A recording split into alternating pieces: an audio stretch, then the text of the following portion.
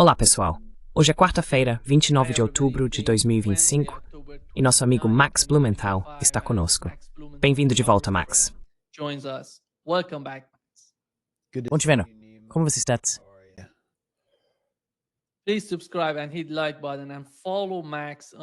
Por favor, inscreva-se, clique no botão de curtir e siga o Max no The Grey Zone. Você pode segui-lo no YouTube e no site dele, The Grey Zone News. Você vai encontrar muito material lá, muita informação. Então, Max, deixe-me começar com o caso de Charlie Kirk. Eu não falei sobre isso desde a última vez que conversamos. Será que algum dia vamos descobrir o que aconteceu com Charlie Kirk? Parece que ele está sumindo das notícias, e só a Candace Owens fala sobre ele. Mas ninguém.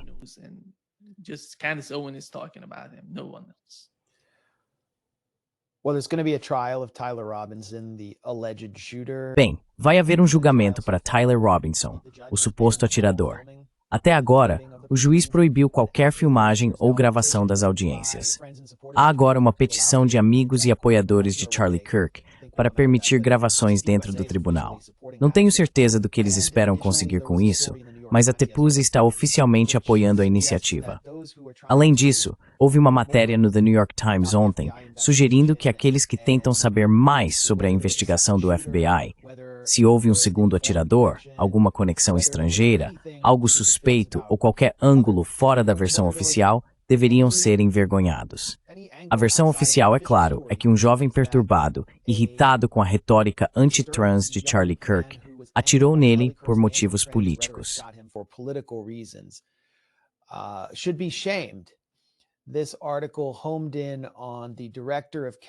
Este artigo focava no diretor de contra-inteligência do Escritório do Diretor de Inteligência Nacional. Seu nome é Joe Kent, e ele trabalha diretamente sob Tulsi Gabbard. O artigo foi claramente inspirado por vazamentos e comentários de bastidores do FBI, que está irritado porque Joe Kent começou a investigar a apuração do FBI, obviamente em nome de elementos da Casa Branca e do movimento America First, que não confiam na versão oficial, não confiam na investigação do FBI e não confiam em Kash Patel, que cometeu erros graves nas primeiras 72 horas da investigação e foi responsável por várias declarações constrangedoras sobre ter visto Charlie Kirk em Valhalla. Assim, Joe Kent foi envergonhado nesse artigo, retratado como um teórico da conspiração enlouquecido apenas por tentar avaliar a investigação do FBI a partir de uma posição civil.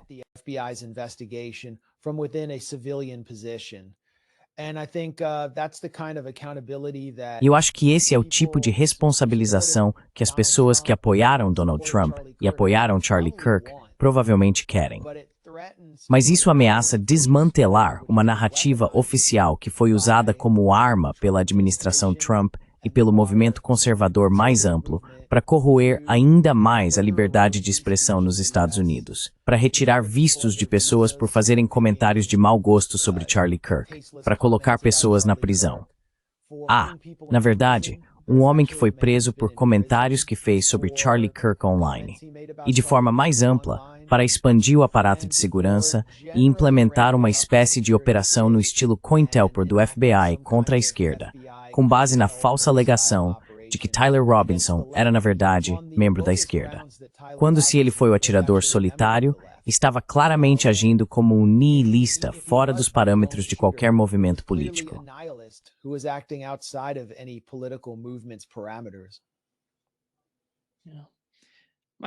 Sim, Max. Está acontecendo uma espécie de turbulência nos Estados Unidos em torno de Zohran Mamdani, em Nova York. Parece que ele vai vencer e se tornar o próximo prefeito de Nova York. E há muito ódio. Desculpe, Nima. Antes de você terminar essa pergunta, eu esqueci. Eu queria fazer um comentário sobre o Charlie Kirk, e depois podemos voltar a essa questão. O que precisamos saber é o que aconteceu com o corpo de Charlie Kirk. Onde está o corpo de Charlie Kirk? E houve uma autópsia. O que sabemos sobre a autópsia? O que sabemos sobre o relatório balístico? Onde o corpo está enterrado? Está enterrado? Quer dizer, o que está acontecendo aí? Porque é disso que não ouvimos nada. E eu acho que são dados que todos merecem, que poderiam encerrar todas as supostas teorias da conspiração. Então eu só queria destacar esse ponto antes de seguirmos em frente. Sim, sim, ótimo. É, bom ponto.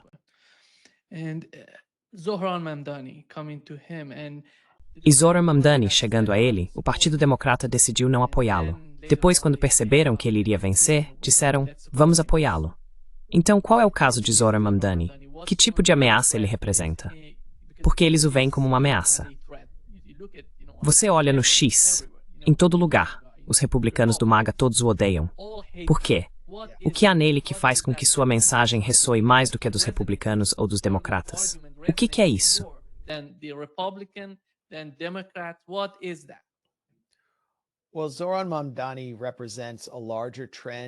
Bem, Zohran Mamdani representa uma tendência mais ampla dentro da política das grandes cidades americanas, especialmente em uma cidade como Nova York, que é um imã para jovens de todo o país que querem estar em um centro cultural e financeiro e que veem a Palestina como uma espécie de teste moral do nosso tempo.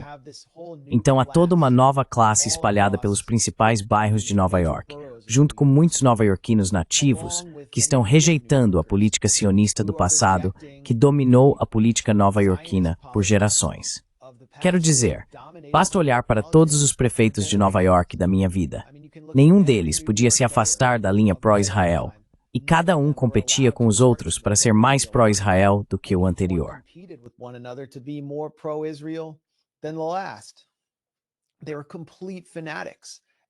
Eles eram completos fanáticos. E qualquer pessoa na política de Nova York, estou pensando em alguém de quem muitos espectadores talvez nunca tenham ouvido falar.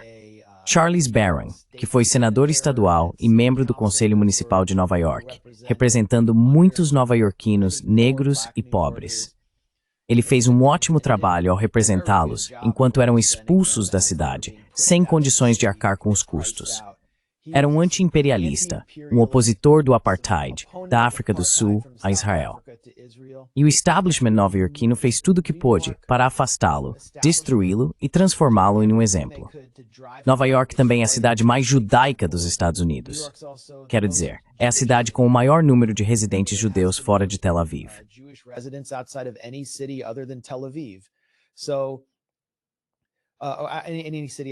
Então, em qualquer cidade fora de Israel, isso é algo inconcebível para o establishment político e financeiro de Nova York, que alguém como Zohran Mamdani, vindo de uma família acadêmica, cujo pai foi um opositor declarado do colonialismo e escreveu o livro Good Muslim, Bad Muslim, que na verdade ajudou a inspirar meu livro The Management of Savagery, sobre como a CIA apoiou o jihadismo ao redor do mundo para enfraquecer os inimigos geopolíticos dos Estados Unidos.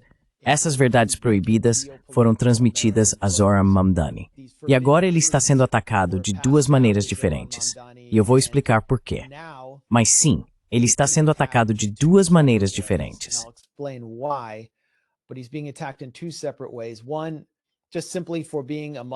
Primeiro, simplesmente por ser um imigrante muçulmano. Este é um ataque dos republicanos nacionais, que Andrew Cuomo está amplificando, o que, na minha opinião, está destruindo o que restava de seu legado depois de todos os processos por assédio sexual e escândalos de corrupção. Andrew Cuomo agora está concordando com radialistas de direita que dizem que Zohran Mamdani é um jihadista, que ele daria boas-vindas ao outro 11 de setembro. E eles estão fazendo isso porque querem pendurar a eleição para prefeito de Nova York no pescoço do Partido Democrata Nacional como um albatroz, esperando que isso lhes custe eleições em distritos suburbanos decisivos em Ohio e em estados pêndulo.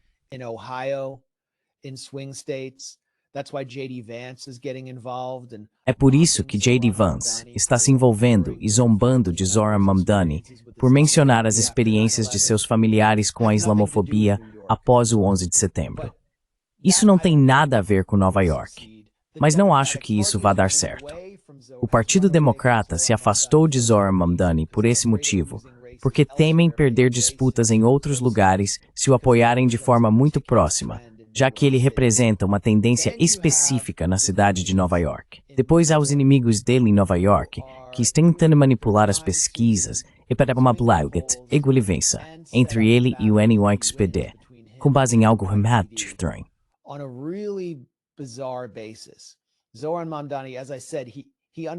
Zoran Mamdani, como eu disse, entende muitas das coisas que nós entendemos sobre Israel e Palestina. E ele já fez várias palestras para grupos ativistas sobre o treinamento do NXPD com o exército israelense. Algo que a maioria dos nova-iorquinos não aprova e não apoiaria se realmente soubesse disso. Mas a imprensa de Nova York mal cobre esse assunto, e é extremamente escandaloso. Quero dizer, durante a era Obama, o NIAPD manteve uma chamada unidade de demografia em Nova York para espionar especificamente nova-iorquinos muçulmanos, mas também espionou estudantes muçulmanos tão distantes quanto na Universidade de Yale. Acho que eles também espionaram estudantes em Rutgers, fora de Nova York.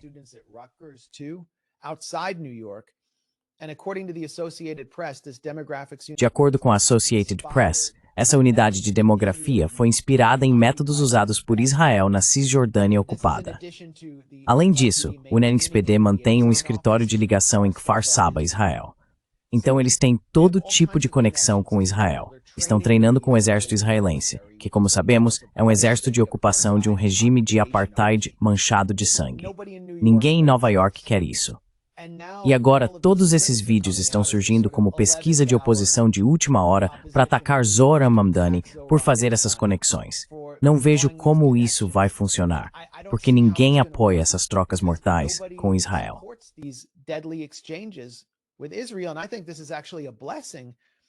E eu acho que isso é, na verdade, uma bênção, porque venho tentando educar o público americano há quase 15 anos sobre o treinamento que Israel oferece às forças policiais. Não apenas na cidade de Nova York, mas também em pequenas cidades e cidades universitárias em todos os Estados Unidos, ensinando-os a tratar suspeitos de crimes como se fossem homens-bomba. É assim que começamos a conscientizar o público americano sobre a relação especial e tóxica com Israel. E os inimigos de Mamdani estão fazendo isso por nós. Então eu meio que dou boas-vindas a essa batalha. Mas ao mesmo tempo, é importante entender o que eles estão tentando fazer. Acho que os inimigos de Mamdani sabem que ele vai vencer. E no dia seguinte, querem que o NXPD lidere um golpe contra ele.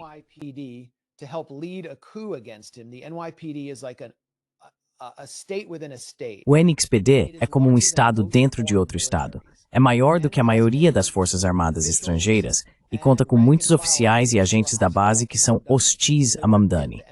Então, eles querem colocar o NXPD contra ele. Também há a probabilidade, que vimos nos últimos 2 anos, de incidentes de antissemitismo encenados. Haverá muitos incidentes forjados se ele vencer.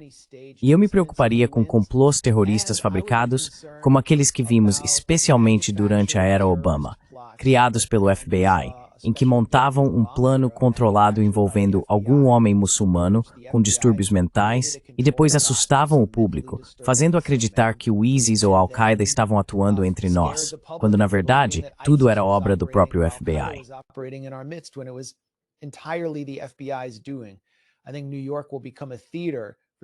Acho que Nova York vai se tornar um palco para esse tipo de intriga, enquanto trabalham para fazer de Mamdani um exemplo, para garantir, em primeiro lugar, que seu exemplo não se espalhe para outras cidades como Filadélfia, Washington, D.C. ou Chicago. Essas cidades têm eleitorados políticos muito semelhantes. E, em segundo lugar, que ele fique de mãos atadas, que não consiga realmente implementar uma agenda na qual prometeu prender Benjamin Netanyahu se ele vier a Nova York e encerrar os intercâmbios com o exército israelense. Zoran Mamdani já cedeu e manteve Jessica Tisch, a comissária da NXPD, que é uma sionista pró-Israel convicta e sua inimiga política. E acho que isso se deve ao medo de uma espécie de tentativa de golpe interno depois que ele vencer.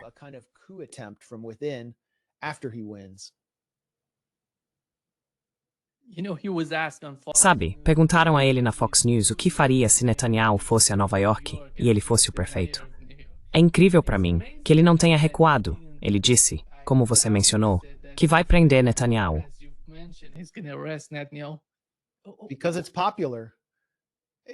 Porque é popular. Está se tornando cada vez mais popular também entre a direita. Quero dizer, Steve Bannon, ex-estrategista-chefe de Trump, acabou de pedir a remoção de Netanyahu em uma tentativa de golpe. Quero dizer, Israel está com índices de aprovação de um dígito entre os democratas nos Estados Unidos. Quando os democratas são questionados em todas as pesquisas, você apoia Israel? Apenas cerca de 6 ou 7% agora dizem que sim. Então, por que mandam de repente um informe pró-Israel?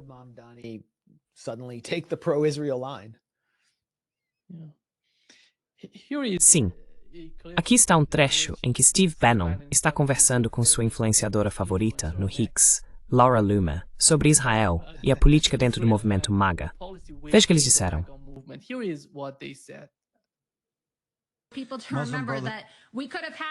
As pessoas precisam se lembrar de que poderíamos ter libertado os reféns. Poderíamos tê-los libertado há 2 anos, mas foram os qatarianos que ofereceram refúgio seguro aos líderes do Hamas para que não fossem mortos pelas forças de defesa de Israel. Esses são nossos aliados. Onde estão os corpos dos reféns americanos que nos disseram que seriam entregues semanas atrás, quando esse acordo de paz foi finalizado? Onde estão os corpos? Ainda não os temos. No fim das contas, o Qatar controla o Hamas. Controla, sim. Então acho que precisamos ter uma conversa séria, Steve, dentro do Partido Republicano, e espero que, em meio a toda essa síndrome de desvario em relação a Israel que estamos vendo em muitas pessoas da direita, você perceba que elas nunca falam sobre o Islã.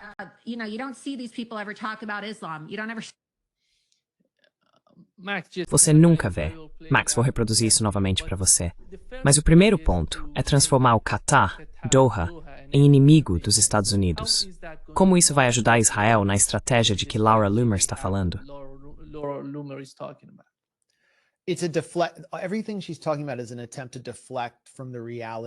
Tudo o que ela está dizendo é uma tentativa de desviar a atenção da realidade de Israel e de sua relação especial com os Estados Unidos. O Qatar é uma distração. Primeiro porque não representa um sistema separado ou contra-hegemônico como o Irã. De muitas maneiras, ele faz parte do mesmo sistema, Israel e os Estados Unidos, mas desempenha um papel intermediário entre outras forças contra-hegemônicas e esse sistema. A Turquia exerce um papel semelhante.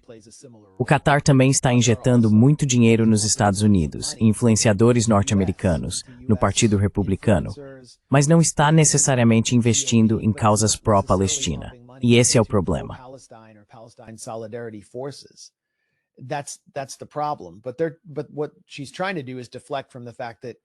O que ela está tentando fazer é desviar a atenção do fato de que Israel está pagando abertamente $7.000 por postagem para alguns dos influenciadores mais duvidosos da internet. Está canalizando dinheiro do governo israelense para influenciadores do Instagram, comentaristas da CNN, levando qualquer figura pública possível em viagens de propaganda a Israel e basicamente cooptando essas pessoas.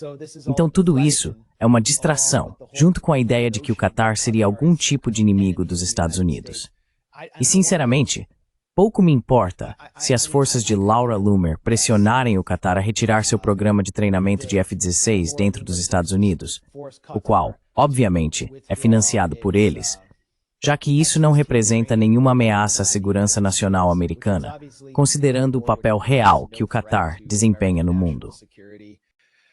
Because of the actual role that Qatar plays in the world, but I want to go further than that and join. Mas eu quero ir além disso e me unir a Laura Loomer e a todas as forças anti-Qatar, neoconservadoras e Likudniks, para pedir que os Estados Unidos retirem sua base aérea de Al Udeid do Qatar. Vamos simplesmente, encerrar essa relação por aí. Retirar a maior base aérea dos Estados Unidos no Oriente Médio, aquela usada para atacar civis e países por toda a região, que foi basicamente a cabeça da serpente no ataque dos Estados Unidos ao Irã e ajudou a abastecer as forças genocidas de Israel, basicamente abastecendo os vagões para Auschwitz.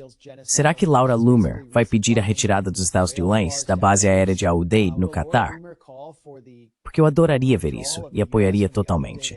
E todos os americanos que amam a paz também.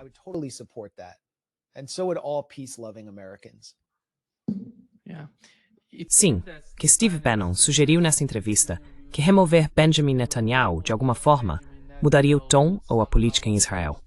Aqui está o que ele disse. Obrigado. Vamos falar sobre a ameaça do Islã, Steve. Eles precisam parar de ser tão obcecados por Israel e tão obcecados pelos judeus. Não são os israelenses que vão realizar outro 11 de setembro aqui no nosso país. Não. Espera aí, espera um segundo. Se Netanyahu e os judeus... Espera, se o governo israelense tivesse lidado conosco de forma honesta, você não teria tido esse problema. Eles são mentirosos. Foram mentirosos descarados, deram informações erradas. Então eu não vou deixar isso passar sem contestar. Isso é pura besteira. Mas eu não estou aqui defendendo Netanyahu. Está certo, é que tu estás apenas 5%. Calma. Você diz síndrome de desvario israelense. Não é síndrome de desvario israelense, eu certamente não tenho isso. O que estou falando é do projeto da Grande Israel. Isso nunca foi avaliado. Nenhuma diligência foi feita. O povo americano nunca aprovou isso. O governo Trump nunca aprovou isso. Isso é responsabilidade do Netanyahu. Precisamos de uma mudança de regime em Jerusalém. E precisamos disso hoje à noite, certo? Tudo que sai do governo de Netanyahu é uma mentira descarada, certo? Isso vai resolver o problema que os Estados Unidos têm com Israel? Bem, obviamente, figuras do MAGA e provavelmente o próprio Donald Trump detestam Netanyahu. Todo mundo detesta. Charlie Kirk o detesta. Todos que tiveram que lidar com ele o detestam. Ele é manipulador, é um valentão, é um brutamontes e consegue o que quer de um país cujo establishment político e financeiro está amplamente sob seu controle. É por isso que estamos vendo o cessar-fogo em Gaza desmoronar. Porque não há nenhuma influência que Trump possa ou queira exercer sobre Netanyahu ou Israel. Mas é claro, isso não vai resolver o problema. O problema é o sionismo. O problema é esse sistema etnossupremacista que exige um estado permanente de guerra e uma ocupação sem fim para manter seu caráter colonial de assentamento.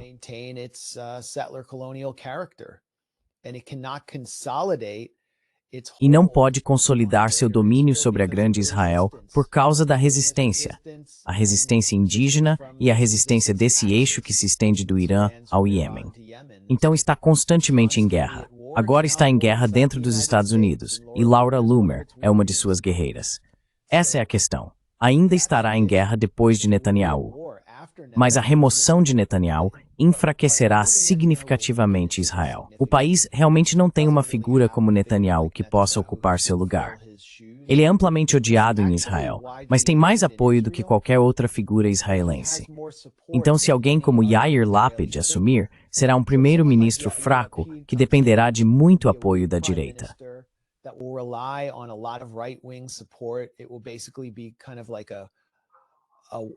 Basicamente, será uma espécie de governo de coalizão ampla, e ele provavelmente terá que dividir o poder com alguém como Naftali Bennett, que vem do Likud, que surgiu sob a supervisão de Netanyahu dentro do partido Likud e é um grande defensor do projeto de assentamentos. Yair Lapid e Netanyahu estão completamente alinhados quando se trata de guerra com o Irã e de manipular os Estados Unidos para entrar nessa guerra. Literalmente, não há diferença entre Netanyahu e qualquer figura da oposição israelense nas questões centrais de apartheid, ocupação, guerra com o Irã ou enganar e manipular o público americano. A diferença está no tom e no nível de talento. E ninguém tem o talento ou a experiência que Netanyahu teve em gerenciar a relação com os Estados Unidos, o que na prática significa gerenciar os próprios Estados Unidos.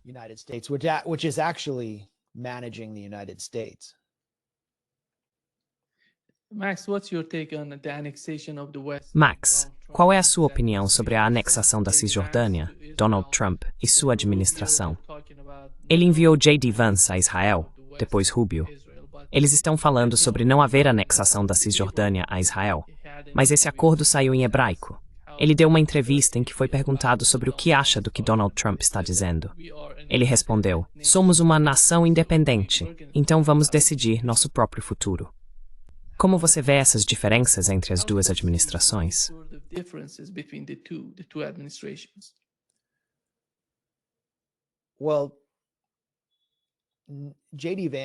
Bem, J.D. Vance não foi o primeiro funcionário dos Estados Unidos a ser humilhado em uma visita a Israel quando o Knesset votou pela anexação da Cisjordânia. Quero dizer, isso foi uma tentativa deliberada de humilhá-lo. Aconteceu durante o governo Obama e já aconteceu sob presidentes anteriores. Eles sabem que, embora J.D. Vance tenha reagido retoricamente e dito que foi algo estranho e insano da parte deles, é basicamente tudo o que vão conseguir. O verdadeiro estado das coisas não poderia ser mais claro.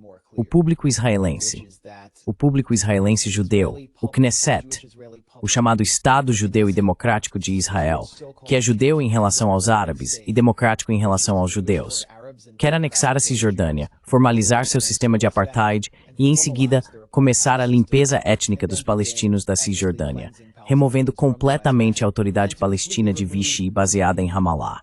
De certa forma, every simi de pevord linar insinuamente dumbo como malmente nessa money. Because then we would be dealing with Israel as it truly is in the West Bank. The Palestinian Authority's existence prevents. A existência da autoridade palestina impede que a chamada comunidade internacional reconheça que Israel mantém um sistema de apartheid na Cisjordânia. Ela cria a fachada de uma governança palestina, de um Estado palestino de fato, quando isso não existe, e a AP colabora diretamente com o exército israelense. É claro que a remoção da AP criaria miséria para mais de 1 milhão de pessoas que vivem nas cidades palestinas da área A. É para aí que Israel está indo. Mas os chamados guardiões do establishment militar e de inteligência israelense sabem que formalizar o apartheid por meio da anexação da Cisjordânia é uma pílula venenosa e acelerará o declínio de Israel no cenário mundial, especialmente à medida que as potências europeias reconhecem o Estado palestino.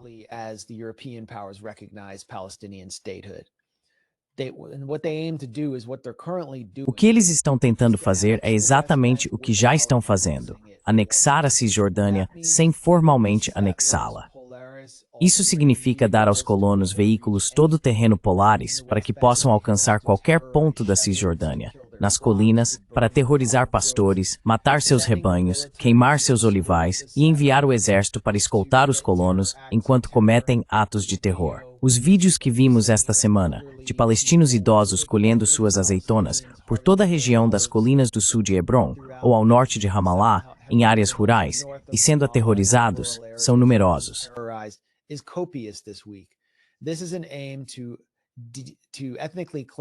Isso é uma tentativa de limpeza étnica das áreas B e C, as áreas rurais e as chamadas áreas mistas na Cisjordânia, e de mover todos para a área A, que consiste em cidades muradas, que são essencialmente cantões.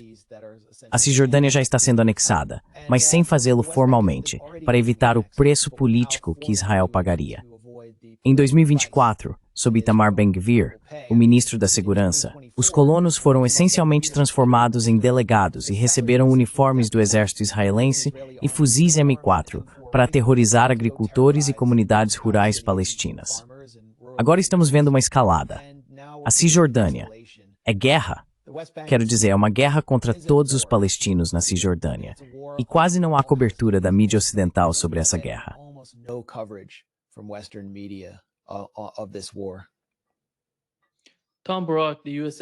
Tom Barak, o embaixador dos Estados Unidos na Turquia, deu o que chamou de aviso final ao governo do Líbano. Se eles não desarmarem o Hezbollah, Israel o fará à força. Sim.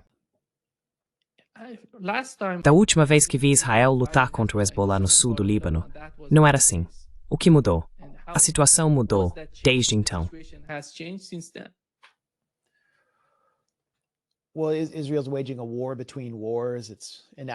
Bem, Israel está travando uma guerra entre guerras. Está implementando sua chamada estratégia de cortar a grama no sul do Líbano. Está até atacando fábricas de concreto e qualquer infraestrutura que possa ser usada para a reconstrução. Quer manter a população em um estado de medo e miséria.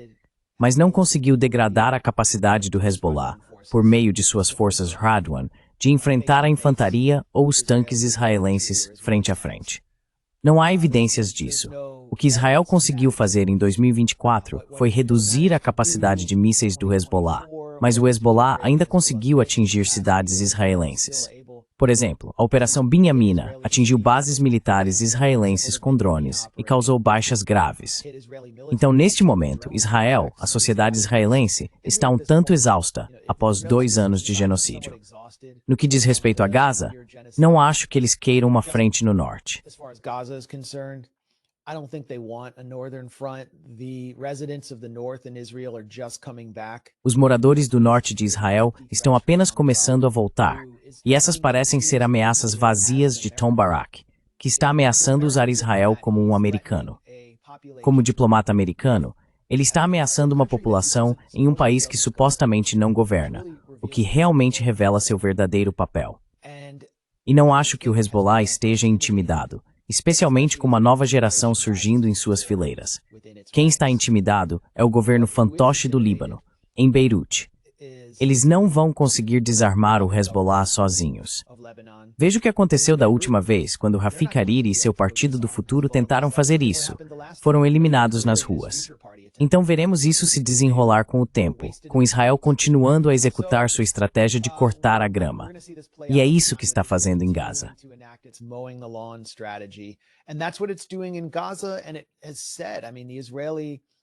E foi dito, quero dizer, o chefe do Estado-Maior israelense, Eyal Zamir, que Israel pretende chegar a esse ponto com o Irã, em que possa bombardear o país continuamente, sempre que ele tentar reconstruir sua capacidade de mísseis balísticos ou recuperar seu estoque nuclear. Duvido muito que consiga chegar a esse ponto com um país poderoso como o Irã, mas esse é o objetivo deles. Então, estamos basicamente num estado de guerra contínua, até que uma administração dos Establishment imponha limites, pare de jogar esse jogo e reconheça que o Hezbollah é de fato uma parte real da sociedade libanesa, que o Hamas é uma parte real da sociedade palestina, que tem uma base de apoio legítima e que não se pode continuar massacrando e aterrorizando civis com essa fantasia de erradicá-los.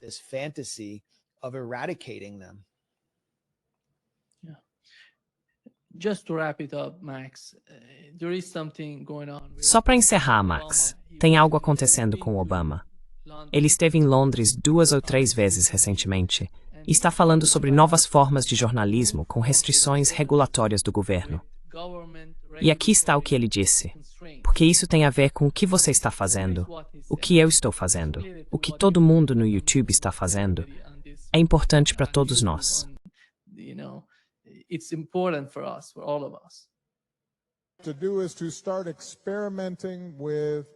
O que precisamos fazer é começar a experimentar novas formas de jornalismo e descobrir como usar as redes sociais de maneiras que reafirmem os fatos e separem fatos de opiniões. Queremos diversidade de opinião, não queremos diversidade de fatos. Isso, eu acho, é uma das grandes tarefas das redes sociais. Aliás, isso exigirá algum tipo de governo, algumas restrições regulatórias governamentais em torno desses modelos de negócio, de uma forma que seja consistente com a primeira emenda, mas que também diga, veja, há uma diferença entre plataformas que apenas hospedam conteúdo e um modelo de negócio que eleva as vozes mais odiosas, mais polarizadoras ou mais perigosas. Perigosas no sentido de incitar a violência. E isso, eu acho, será um grande desafio para todos nós enfrentarmos.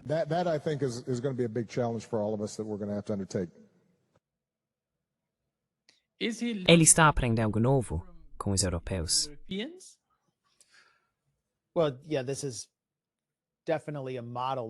Bem, sim, esse é definitivamente um modelo que já está sendo usado na Europa e no Reino Unido, onde vemos pessoas sendo presas. Uma médica do NHS sendo detida por um discurso em que se opôs ao genocídio de Israel. Meu colega Kit Klarenberg, sendo detido pela polícia antiterrorismo por causa do seu trabalho jornalístico. Ele não seria o único a quem isso aconteceu. É uma forma de corroer a primeira emenda e adotar o modelo europeu, para que o governo possa determinar quais são os fatos e, pelo menos, aplicar um shadow ban aos influenciadores e jornalistas online que não estejam promovendo o que eles consideram ser o consenso.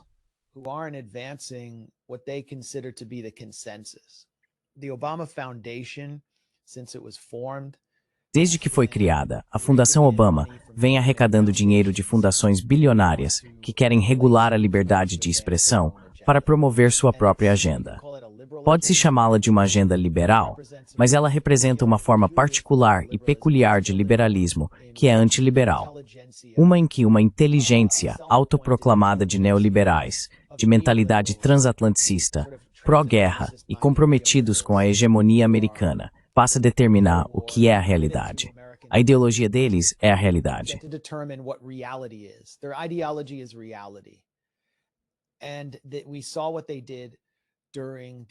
E vimos o que eles fizeram durante o evento da Covid, quando decidiram que haveria uma resposta para uma pandemia que eles mesmos declararam, na qual todos seriam obrigados a tomar uma vacina sob pena de perder o emprego, não poder entrar em restaurantes ou locais públicos, e até crianças de 3 anos teriam que usar máscara.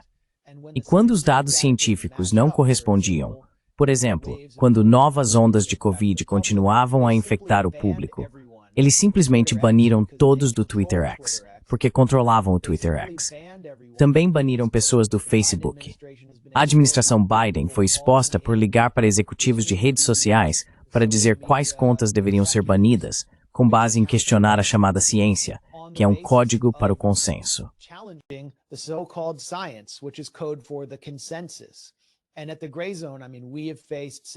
No The Grey Zone, enfrentamos censura e repressão, e recebemos advertências no YouTube por desafiar o consenso sobre política externa, um consenso com o qual eu acho que a maioria dos americanos, na verdade, não concorda. Mas estamos desafiando os chamados especialistas. Então, quando Obama fala em fatos, ele quer dizer especialistas pró-guerra, financiados por bilionários e transatlânticos, que fabricam artificialmente um consenso. E quando ele diz que precisamos respeitar a primeira emenda, mas que o governo deve regular essas vozes, isso significa que haverá políticas de discurso de ódio implementadas pelo governo.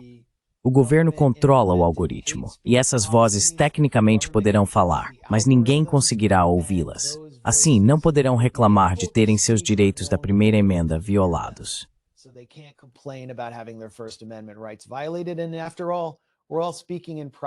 Afinal de contas, todos nós estamos falando em espaços corporativos privados. Você e eu agora mesmo estamos conversando no YouTube, que é controlado pelo Google, uma empresa contratada pelo setor de armamentos que impõe muitas dessas políticas de discurso. Nossos vídeos são fortemente suprimidos no The Grey Zone. Obama está falando sobre formalizar isso como uma política de governo. E por que ele quer fazer isso? Obama é o mais eficaz, embora, como se pode ver nesse evento, ele não seja muito articulado ou convincente quando não está diante de 2 teleprompters. Mas ele é a voz mais respeitada do establishment transatlântico hoje. Ele evitou muitos dos escândalos em que seus outros colegas acabaram se enredando.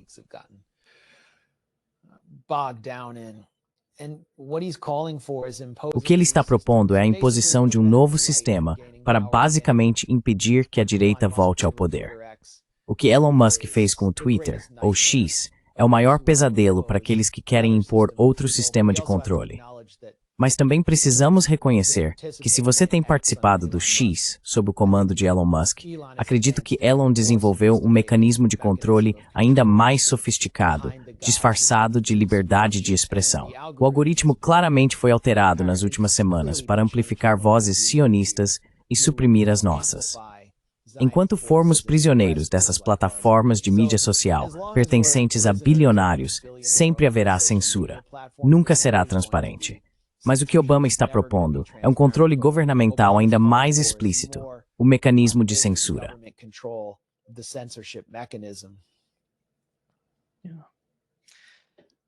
Muito obrigado, Max. É sempre um grande prazer tê-lo aqui. Muito obrigado, Nimal Khorshid. Prazer em estar com você. Nap, Cuide-se. você.